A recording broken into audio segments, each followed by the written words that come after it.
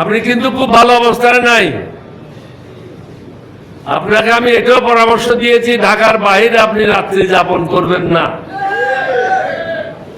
আপনি এই যাবৎ অনেকগুলি পদক্ষেপ নিয়েছেন যেগুলি আমরা সমর্থন দিয়েছি। বিশেষ করে আপনার ভিজিট চায়না বা মালয়েশিয়া, এগুলি নিয়ে সংসদে আলোচনা হয়েছে, সর্বসম্মতিক্রমে আপনাকে সমর্থন দিয়েছে। কিন্তু ভারতীয় মিডিয়া কি বলছে যে ভারত আসে নাই। ভারত এটা হাসিনার তীর্থস্থান ছিল, আমাদের তীর্থস্থান না। আমাদের যেখানে প্রয়োজন হবে সেখানে আমরা যাব। দেশের প্রয়োজনে যেখানে যেতে হয় সরকার সেখানেই যাবে। মাননীয় প্রধানমন্ত্রীকে আমি অনেকগুলি কথা বলেছি, আগেও বলেছি, আজকেও বলে যেতে চাই, আপনি চতুর্দিকে শত্রু রেখে দেশ পরিচালনা করতে পারবেন না।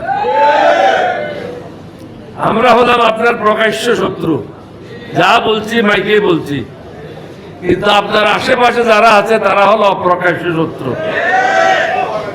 অনেকে আছে যারা বিদেশ থেকে টাকা পায়, বিদেশ থেকে তাদেরকে পরামর্শ দেওয়া হয় এবং আপনাকে বিপদগামী করে। আপনার প্রথম এবং প্রধান কাজ হচ্ছে বাংলাদেশে যারা বিদেশি গুপ্তচর আছে তাদেরকে বের করা। তাদের দ্বারা আপনি ক্ষতিগ্রস্ত হচ্ছেন, দেশ ক্ষতিগ্রস্ত হচ্ছে। এখানে যে সংস্কারের কথাগুলো হচ্ছে, আমার মনে হয় বেগম জিয়ার ছেলে হিসাবে, শহীদ রাষ্ট্রপতি জিয়ার ছেলে হিসাবে এইটা উদ্যোগ নিয়ে আপনার করা উচিত। আপনি ইতিহাসের একজন নেতা হয়ে থাকেন, এটার আপনার ক্ষতি হওয়ার কিছু নাই। শুধু একটা জায়গায় আপনার অসুবিধা হতে পারে যে আপনি প্রধানমন্ত্রী থাকলে দলের প্রধান থাকতে পারবেন না। এইটা ছাড়া আমি কোনো জায়গায় আর কোনো সমস্যা দেখি না। ওটা নিয়ে আপনি আলোচনা করেন 11 দলীয় প্রজোটের সাথে। বাকিগুলি যত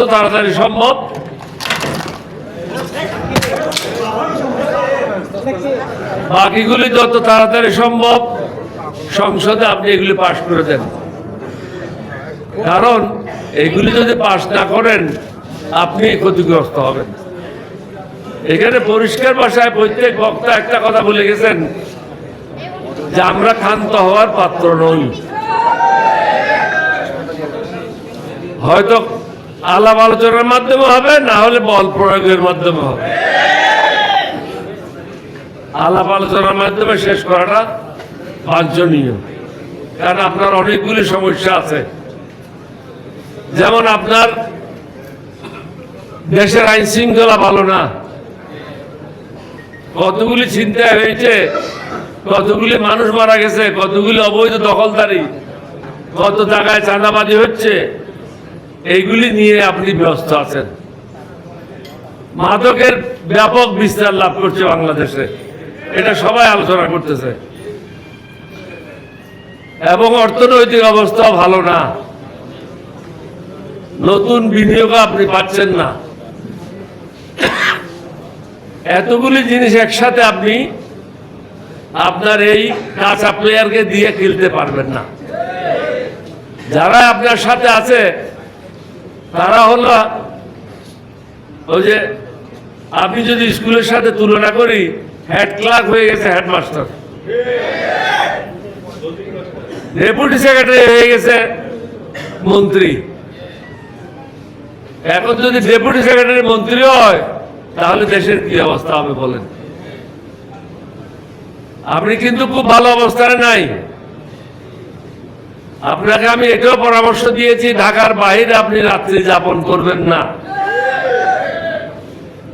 কারণ চারিদিকে আপনি শত্রু দ্বারা পরিবেষ্টিত। 11 দল আপনার শত্রু না, 11 দল আপনার বন্ধু, যার কারণে প্রকাশ্যে আপনাকে পরামর্শ দিচ্ছে। এই পরামর্শ জামাতের জন্য না, 11 দলীয় প্রজোটের জন্য না, এটা হলো দেশের মঙ্গলের জন্য। আমি অনুরোধ করব বেশি সময় ক্ষেপণ না করে, জনগণকে কষ্ট না দিয়ে, দেশের মঙ্গলের জন্য এবং আপনার সুবিধার জন্য আমরা যে সংস্কারের কথা বলছি এগুলি মেনে নেন, এবং যে বা যারা অতীত অন্যায় করেছে তাদের বিচারের আওতায় নিয়ে আসেন। না হলে আপনি ক্ষতিগ্রস্ত হবেন। এটা রেকর্ডে থেকে গেল আমার কথাগুলি। আমি কিন্তু শহীদ রাষ্ট্রপতি জিয়াউর রহমানকে বলে আসছিলাম 17 এপ্রিল 1981 সাল, ক্যালেন্ডার দেখেন, ফ্রাইডে 11:30 বঙ্গভবনে গিয়ে বলে আসছিলাম আপনাকে গুলি করে মারা হবে। উনি আমাকে জিজ্ঞাসা করেছিলেন কে মারবে, আমি ওটা আমি জানি না, কিন্তু মারা হবে এটা ঠিক। সর্বশেষ ওনার সাথে আমার বৈঠক হয়েছিল 22 মে। তখনই আমি বলেছিলাম একটি কথা, আপনাকে হত্যা করার জন্য পরিকল্পনা হয়ে গেছে। এখন যে প্রধানমন্ত্রী আপনার বিরুদ্ধে, আপনি দেখছেন প্রত্যেক দিন ইউটিউবে কারা কারা আপনার বিরুদ্ধে ষড়যন্ত্র করছে। অনেকেই 2018 সালের নির্বাচনে হাসিনার কাছ থেকে টাকা নিয়েছে, তারা আপনার দলের লোক। আপনি যদি জানতে চান আমার সাথে কথা বলেন, আমি বলে দেবো কে কত কোটি টাকা নিয়েছে, কোন ভাষা থেকে নিয়েছে। সুতরাং যারা আগের স্বামীর সাথে বেইমানি করবে না, আপনি হলেন দ্বিতীয় স্বামী, তারা প্রথম স্বামীর সাথে বেইমানি করবে না। আপনাকে সতর্ক থাকতে হবে।